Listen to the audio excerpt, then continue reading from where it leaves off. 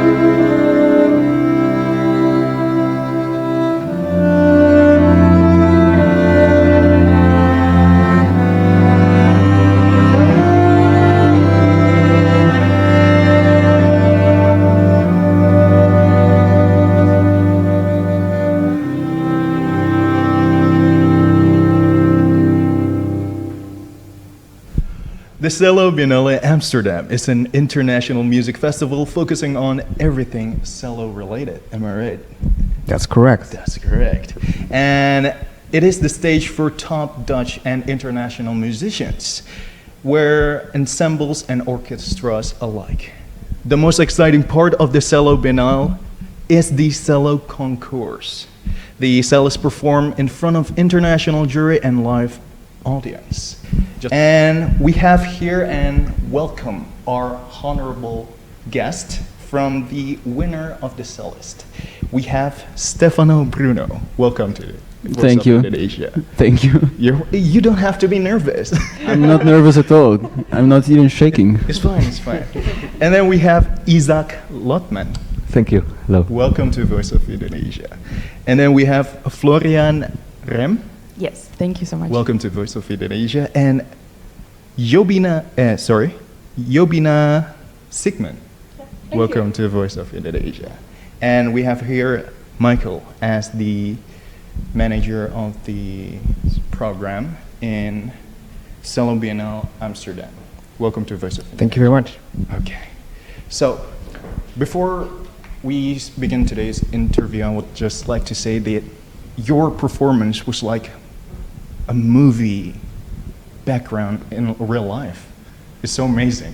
I've never heard anything like that next to my ears, just like here in the studio. How long is the preparation for you to prepare that song? Or have you played that song before? We played it. We had two concerts. One in Salatiga and one in Surabaya, here in Indonesia. And we had only one other concert in the Netherlands before coming here. So we didn't play that many times, just like the rest of the program that we'll play tomorrow. But as for the preparation, I think is a few months, because the Cello Biënnale created this quartet as like for this trip in Indonesia, and then after we kind of talked to each other and decided the repertoire, and we started working on it. And I don't know how many rehearsals we did, like a few rehearsals, before the first concert. Yeah, that's it. Okay. Thank you so much, Stefano, right? Okay. So, let's continue with the interview, where I would like to ask Michael first about the Cello Biënnale. Can you tell the audience of Voice of Indonesia about what the event is and maybe a simple explanation about the event? Yes, of course. Well, the Cello Biënnale Amsterdam, it's a musical festival. So a festival with all kinds of music and, like you said, all based around the cello, the beautiful instrument. And the first edition was in 2006. So next year it will be our 10th edition because it's every 2 years. So not every year, every 2 years. And it will be around 10 days, 11 days of music, more 100 concerts, events, masterclasses, outreach projects, children's play, and not only classical music. Of course, classical music is the center of the festival, but then we also have a separate sub-festival like cello. It's called Cello Fest, with jazz, pop, rock. We have heavy metal, everything, but only cello. Only cello. Yeah, exactly. You have like heavy metal cello instrument playing. Well, what? Well, we were discussing this morning. Not all cellos like this, but the cello is a very versatile instrument because its range really low, really high, and you can play really good power chords. And power chords are the like quints, right? Quints. Fifth, yes, and these chords are made for heavy metal. So there is a band, Apocalyptica, Finnish band, and they play. I think they started in the 90s with covering Metallica songs, and they came to the Biennale. But that's not the only thing we do. So it's not just metal. But yeah. Okay. So for a listener, as you can see, that cello, or am I right?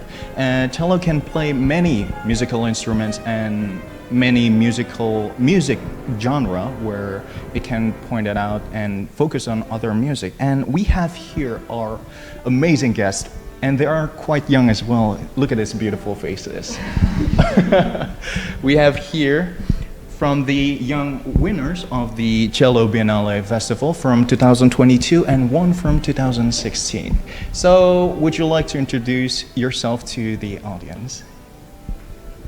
Start from Jobine, maybe? Sure. My name is Jobine, and I have been playing the cello for a really long time. It was very exciting to participate in the competition. It's the only and the main cello competition in the Netherlands, so it's really big deal to participate and to show your best, not only to the jury, but to all audience and all your colleagues, and it was an incredible experience. Okay, thank you so much, Jobine. And Isaac. Yes, I'm Isaac, and I'm 20 years old. I grew up in Amsterdam as well, and I actually also grew up with the Cello Biënnale since I'm a kid, since I'm born, because my parents are also musicians and love music. So I went there as a very young kid. I also played when I was 4 in a huge orchestra that the Cello Biënnale organizes. It's like 100 kids that all play cello in a huge hall, and everybody is playing cello, and it's very amazing. From that on I grew up to have a dream of competing also in the competition, which was very nice, and I also can't wait to next year enjoy the festival again. Because the competition is spread out through the whole festival, so you cannot go to the concert, so you have to make a choice, either do the competition or listen to the festival and the amazing music, Metallica and the and jazz and everything. I can't wait for the rock. So that's me. Okay. Hello, Florianne? My name is Florianne, I'm 23 years old. I started playing the cello when I was 8, and I participated in the festival competition last year, and it was a really nice experience. It's very interesting to prepare the whole program for the competition and to meet so many young, talented cellists. I also can't wait for the festival next year to enjoy all the beautiful music. I'm Stefano. I'm the only non-Dutch here. I'm from Italy. And I also grew up in a musical family, and I started cello when I was around 6 years old. And 2 or 2.5 years ago, I went to Amsterdam to study with my also current teacher, Peter Wispelwey, and he pushed me also to do this competition. And but also before I came to Amsterdam, I knew about Biennale and I was planning just to go there as a visitor. But I mean, it went in another way, but that's good. And yeah, the competition also, I wanted to say that it felt really like a healthy competition. It's not angry at all. Everybody is saying competition, and some cellists are against some other cellists, and you're like, oh no, but he's playing like this. No.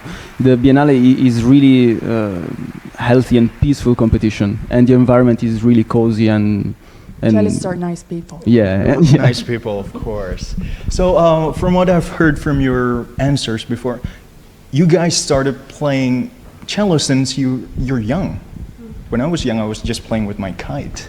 And you guys started playing with instruments. So how do you focus on improving your musical careers and started to, explore music and winning this competition?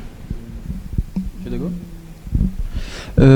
For me, I was lucky enough, as I said, to have been born in a musical family, and so also my parents they mainly teach classical music, but they have always been open to every kind of music. And since me and my brother were little, they always showed us as much as possible. Also, my dad, I remember when he was recording a contemporary music piano CD, and me and my brother were very little. But we still listened to this music really interested, because, I don't know, we were always like that. And I think that helps like anyone's musical view to expand it as much as possible, so then you have as many inputs and informations as possible, and then you can focus on really what you want to do and what you like. And maybe for Florianne, I would like to ask you, why do you choose cello as your main instrument? Maybe not like guitars or maybe violin? Because violin is much smaller than cello, am I right? Yeah. Well, actually, I started with the violin. I think, when I was 4. It was too small. Yeah.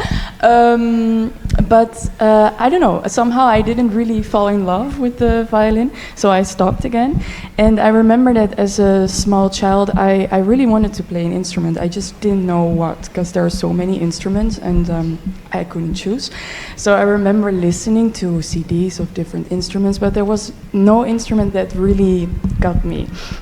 And I remember that then once my mother, actually, she went to a shop where they had all these violins and small cellos, and she went there for a violin for my sister, and then she saw this small cello, and actually it was my mom who thought that it would fit me, the cello, so she took it home. And I remember very well the moment that I first had this small cello. Small cello. Me. Yes. Small cello. Yeah, because it was like for me it was still big, because I was 8, but it's a small cello, of course. And then I really fell in love with the cello, and since then So it's like love at second sight with the cello, right? Yeah. Yeah. Okay, so we move on to Isaac. Since you are the youngest, have you ever think about the cello instrument to be modified as with electronic dance music as the? Well, I think it's already happening quite a lot on the Cello Biënnale, for example. Oh, it's happening, right? But also in other music, of course, it's also a string instrument that's used for recording, also a lot for film music and for a lot of other music, but. Honestly, I really now enjoy playing other repertoire and just work as much as I can on repertoire and learn a lot of new pieces, because there's also still so much to explore in genres from the past. And also there's contemporary music, which is very interesting. So there's so much to do that I'm still too busy without amplification to learn so much. But I really think that that will come, and I would love to try it at some point. And I think already in some movies they already used electronic cello. I think in Joker the main soundtrack is electric cello and also Wonder Woman. Wait, it's electric cello. Yeah, I think so. About Wonder Woman, I'm sure. Joker, I don't remember if it's cello or violin, but it's not distorted, but with some effect. I have actually a cello that's foldable because, as you know, as you know, like coming to Indonesia was quite difficult with 8 people basically, or 9 people, because we had to bring 4 cellos. So I found a violin builder who builds cellos, who has a cello that is unfoldable, but you play, it's so small, so you can fly with it and everything, you don't need to buy an extra seat. And you play with headphones, and you also have, like, from the guitar you have the distortions that you can turn on, so you can actually make it already electrical. But when I take it, I practice my classical pieces on it. Okay, thank you, Isaac. And Jobine, you seem like the parent of the group of 4 here. We're the parents. Yeah, you guys are the parent. Like the baby. You're the baby. So I would like to ask, is it your main focus about the traditional music of cello, or what genre of music that you usually prefer to play? I would say classical is the main focus, and I'm especially focusing on chamber music. So this is performing in smaller ensembles, so 3, 4, 5 people, but not like orchestras. I really like this genre because it's very intuitive and it's a lot of communication going on, and I think you have a slightly bigger role in the interpretation of a piece than you would have maybe in a big orchestra where you're more following a conductor. But I also play in a South American folk music band. Wait, really? Yeah. So I really enjoy playing folk music, all kinds of music, and it's really interesting for me to combine a classical instrument with traditional South American music. It's really great. Yeah.